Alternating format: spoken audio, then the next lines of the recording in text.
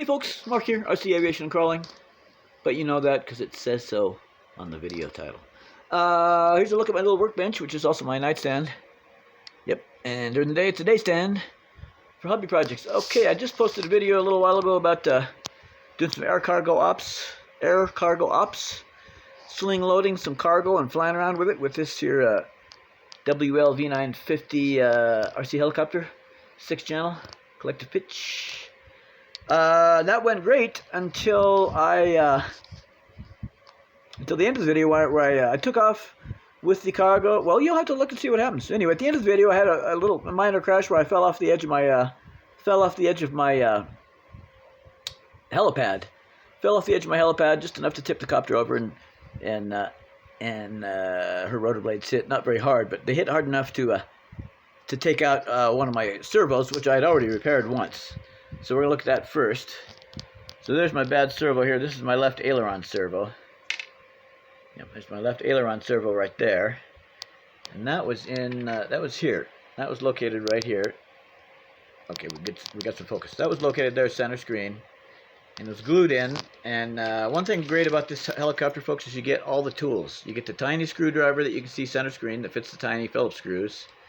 You also get a hex wrench in there that's the right size. So basically all I did to remove the bad servo is right there at the top is the rotor head. Focus. There we go, thank you. That's the rotor head there, which I took off, and there's another part of an assembly that's with it. And then this piece, dead center screen, I took that off, which was on top of the two servos. And of course I took off the swash plate before that, which is center screen now. And I disconnected the linkages. I disconnected the linkages. And then this servo was sitting, let's see if I can remember how this was sitting. This servo was sitting, something along the lines of, oh gee whiz. There we go. It's sitting in there along the lines of this, folks. Not like that, but along the lines of that. And then I had to pry it out of there. It was glued in. Well, actually, it wasn't glued in, folks. It wasn't glued in. Was it? Yeah, I think it was glued in a little bit, if I recall correctly. And then I also had to remove that piece that I just showed you. But it was, I can't remember how this actually is supposed to be situated. But okay, I see how it goes from the other one. This is what happens when you're trying to make a video. Now, anyway, this one here that you see now was situated right where my little finger is. That was in there, right in there.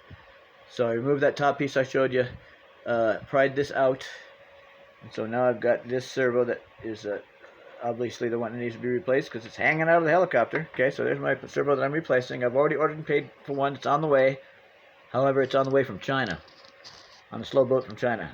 Or a slow plane from China. So it's on the way though. So I did that, and then I found the lead going into the receiver. There we go, right there. You can see which one it is. Found the lead going into the receiver, and I went ahead and cut where you see it's tied. I went ahead and cut it, so I knew that that's where I'm going to plug in the new servo, is where this stub of a lead is left plugged into the receiver. Yep, and then down there's again the broken servo, which we'll remove. So once we get the new servo, we'll unplug it from the receiver there. There you go. We'll unplug it from the receiver and take this whole thing and throw it away, and then we'll install the new one, put it back in place here. Oh, the camera's really being fussy. Put it in place here. Yep, replace my servo. We'll go there. The center screen. Okay, and we'll put everything back together, and we'll be good. Now, like I said, it's so cool. They give you spare parts. They give you spare pinion gears for the tail rotor. They give you the little screwdriver, the little Allen wrench, just what you need. What else did they give you? Yeah, that's about it. And I got a bunch of parts coming, folks. I got everything this helicopter uses already paid for and ordered and coming. Everything.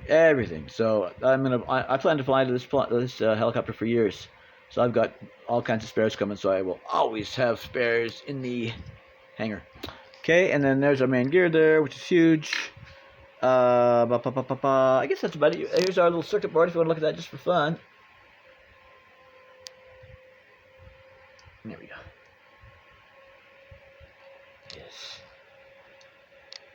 Oh, you can focus camera, you're trying. There you go. Anyway, there she is. Circuit board and the receiver and stuff. Alright, and there's the motor, brushless motor, brushless main motor, brushed tail motor over there. But that brushed tail motor just does just fine. Okay, I'm going to put nav lights on this bird pretty soon, but not yet. But pretty soon.